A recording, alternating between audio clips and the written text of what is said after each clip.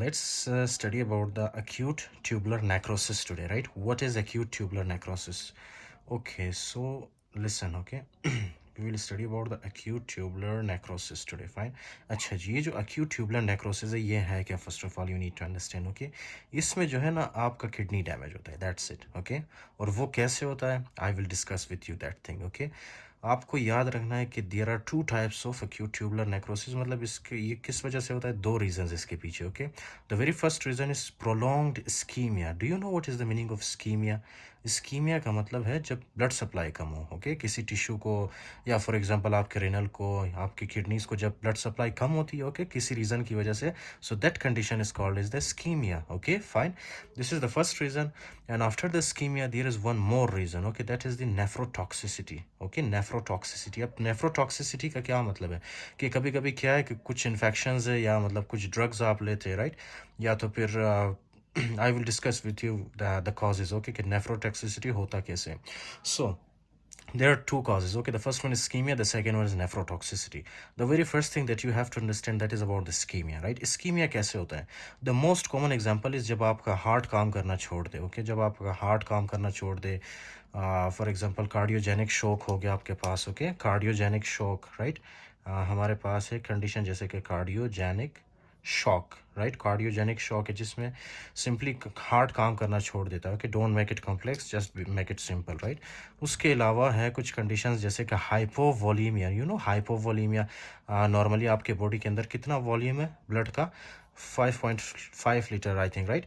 सो क्या है कि कभी कभी जो है ना वॉल्यूम कम हो जाता है, राइट, आपके ब्लड के अंदर, आपके ब्लड वेसल्स में, फाइन।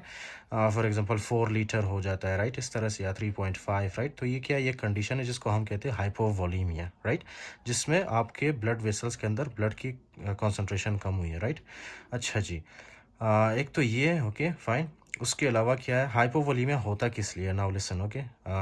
हाइपोवोलीमिया के पीछे कुछ रीजंस है, जैसे कि हमारे पास है डायरिया, यू नो डायरिया।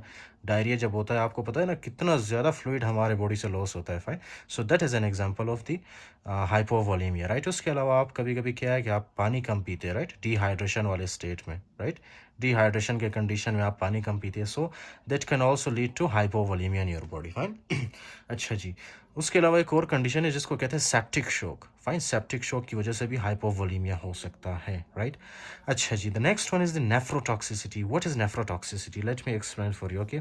अच्छा, आपको पता नहीं कार्डियोजेनिक शॉक जब होता है, ब्लड क्या करता है, ब्लड जो है नॉर्मली पंप नहीं कर पाता, या मतलब जितना इसको पंप करना चाहिए उतना नहीं करता, राइट, जिसकी वजह से क्या होगा, ये ब्लड फॉर एग्जांपल कुछ आर्टरीज है जो कि ये मैंने बहुत इन शॉर्ट ऐसे करके बनाया, राइट, लेकिन ऐसा नहीं होता है, एग्जैक्ट डायग्राम ऐसा नहीं होता, राइट, आपके बॉडी के अंदर। ये आपको समझाने के लिए मैंने बताया। आपके हार्ट से इस तरह से ब्लड आता है कहाँ पे? किडनीज में, राइट। ये तो पता होगा आपको शायद, right. For example this is the afferent arterial, ये है ग्लोमेरुलस, ये है इफरेंट आर्टीरियल, और ये जो आपको नजर आ रहा है, this are the peritubular capillaries, okay fine. अब नेक्स्ट जो है यहाँ पे हमारे पास, ये है हमारे पास बोमन्स स्पेस, ओके राइट, यहाँ तक बोमन्स स्पेस है। बोमन्स स्पेस से नीचे ये जो आपको नजर आ रहा है, ये वाला एरिया है हमारे पास प्रॉक्सिमल कॉन्वोलेटेड ट्यूब्यूल, राइट। बाकी तो आपको पता ही होगा, loop of Henle, distal convoluted tubule वगैरह, okay. So we will discuss about this. क्या है कि जब आपको कार्डियोजेनिक शॉक, या फॉर एग्जांपल पेशेंट को कार्डियोजेनिक शॉक होता है, तो उससे क्या होता है कि रिड्यूस होता है, okay, blood supply, renal blood supply या रेनल ब्लड फ्लो कम होता है उससे, राइट। इट बेसिकली मीन्स कि किडनीज को कम ब्लड पहुंचता है, फाइन। तो जाहिर सी बात है, जब किडनीज को कम ब्लड पहुंचेगा, राइट, एक तो यहाँ से ग्लोमेरुलर फिल्ट्रेशन रेट कम होगी, ओके, यहाँ से ब्लड कम फिल्टर होगा, ओके, ग्लोमेरुलर फिल्ट्रेशन रेट क्या होगी? कम होगी। क्यों? क्योंकि आप इलेक्ट्रोस्टैटिक प्रेशर कम होगा। एक तो ये है, फाइन। दूसरा ये है ना कि यहाँ से जब प्रेशर कम होती तो ये पेरीट्यूबुलर कैपिलरीज में भी ब्लड कम पहुँचता है, ओके, रिड्यूस्ड ब्लड, फाइन। आपको पता है ये जो पेरीट्यूबुलर कैपिलरीज है, ये क्या करते हैं, ये जो है ना आपके प्रॉक्सिमल कॉन्वोलेटेड ट्यूब्यूल के सेल्स को न्यूट्रिशन प्रोवाइड करते हैं, okay fine.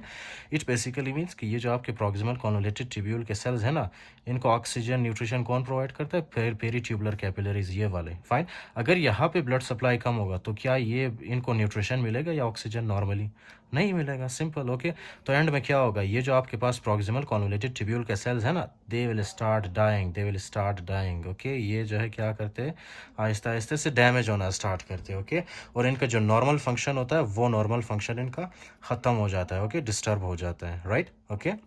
So this is how the reduced renal blood flow will damage our proximal convoluted tubule cells, right.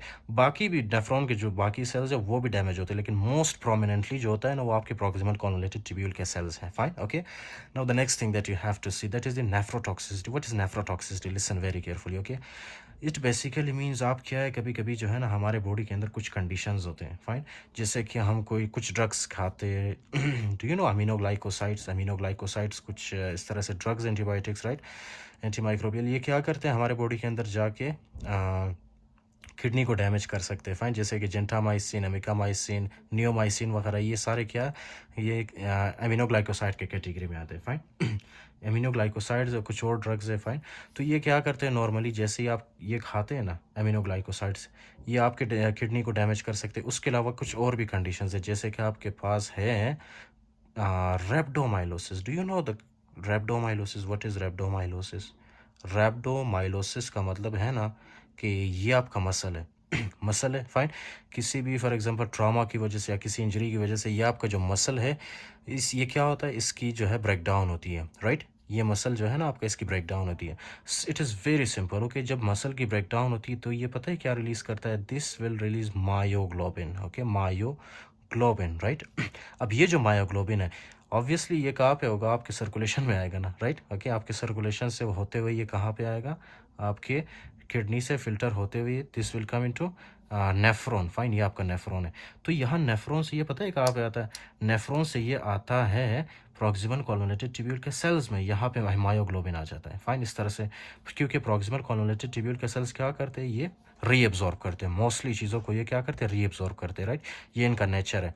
तो जैसे ही मायोग्लोबिन यहाँ पे आता है ना, ये मायोग्लोबिन क्या करता है? इस सेल को डैमेज करना स्टार्ट कर देता है। ये जो प्रॉक्सिमल कॉन्वोल्यूटेड ट्यूब्यूल के सेल्स है, इनको क्या करता है? डैमेज करना स्टार्ट कर देता है, राइट। तो एक तो ये कंडीशन हो गई मायोग्लोबिन की वजह से, फाइन, जब आपका मसल ब्रेक डाउन होता है।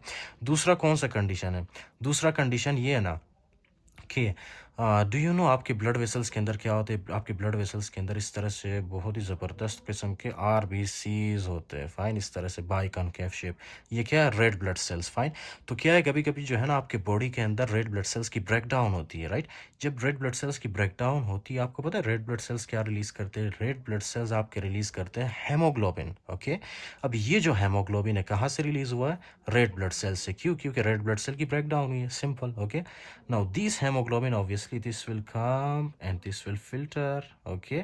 यहाँ से फिल्टर होके आता है ये, और क्या करता है?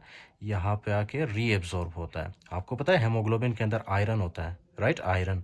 अब ये जो आयरन है ना, this iron will damage the proximal convoluted tubule cells, simple, okay. ये जब proximal convoluted tubule cells damage होते हैं तो उसके बाद ना ये सोडियम को रीएब्जॉर्ब कर पाते, ना ही वाटर को रीएब्जॉर्ब कर पाते। We will discuss that later, okay. तो ये दूसरा कंडीशन हो गया रेड ब्लड सेल्स की वजह से। अच्छा, एक तो रेप्डोमाइलोसिस है, दूसरा क्या है? दूसरा है हमारे पास हेमोलिसिस, ओके, जिसमें क्या है? रेड ब्लड सेल की ब्रेक डाउन होती है, रेड ब्लड सेल की ब्रेक डाउन होती है, फाइन, ब्रेक डाउन, राइट। अच्छा जी, फिर एक और कंडीशन है, आपको पता है एक और कंडीशन है हमारे पास, जिसमें पता है क्या होता है? ये आपके होते हैं, आपको पता है आपकी बॉडी के अंदर सेल्स होते हैं यार, ओके। आपके बॉडी के अंदर बिलियंस में, ट्रिलियंस में सेल्स है, ओके। तो क्या है कि मैंने कुछ सेल्स यहाँ पे ड्रॉ किए, 1 2 3 4 5 6 7 सेल्स मैंने यहाँ पे ड्रॉ किया, राइट, बाकी नहीं किए। क्या है, कभी कभी जो पेशेंट्स को कैंसर होता है ना, उनको आपको पता है क्या देते हैं? हम कीमोथेरेपी देते हैं, राइट। कीमोथेरेपी देते हैं। कीमोथेरेपी मतलब एक ड्रग है, राइट। वो ड्रग पता है क्या करता है? यहाँ पे आके कैंसर सेल्स को ढूंढता है पहले।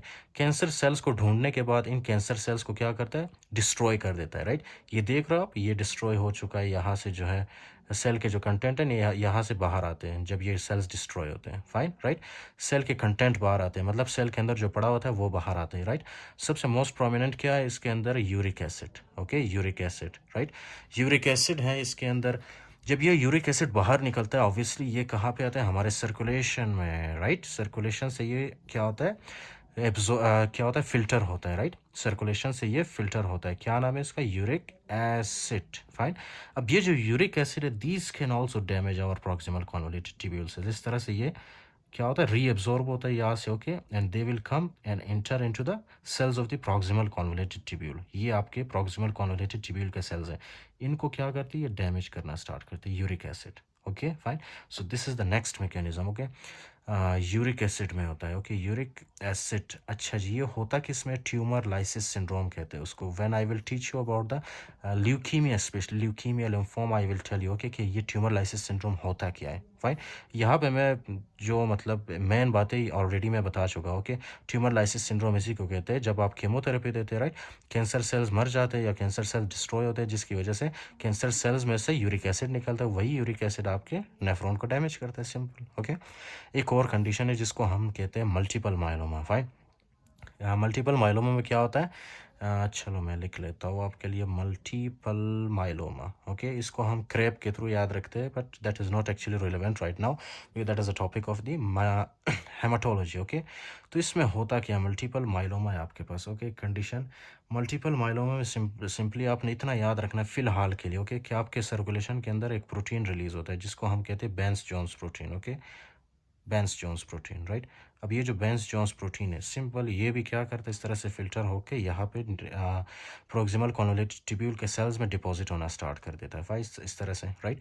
फिर क्या करेंगे, ये डिस्ट्रॉय करेंगे प्रोक्सिमल कॉन्वोलेटेड ट्यूब्यूल के सेल को, दैट्स इट। ओके फाइन, तो ये है नॉर्मली इस तरह से क्या करते हैं।